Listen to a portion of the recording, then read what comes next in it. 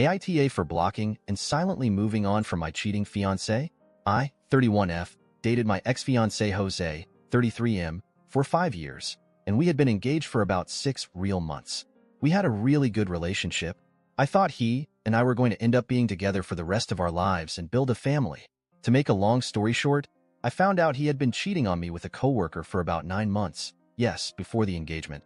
At first, I was beyond mad, and my first impulse was to find ways to literally ruin his and her life.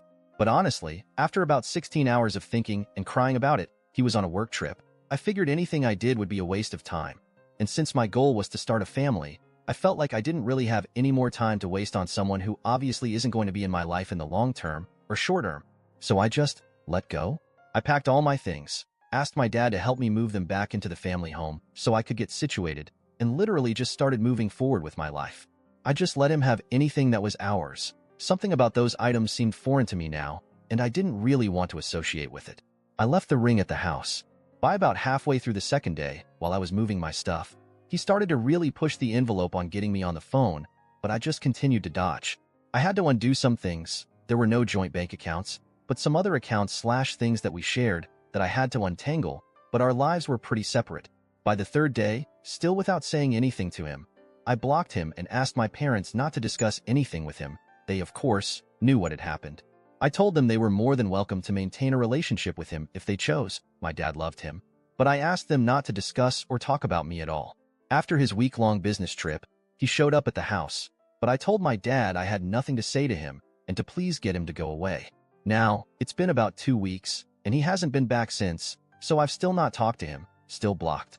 I feel like I've really made an effort to move on with my life. I'm touring nearby apartments and hope to have my own lease signed by the end of the month. I really just felt like there wasn't anything to talk about, and I didn't feel like I owed someone who would do something like that to me anything, even a conversation.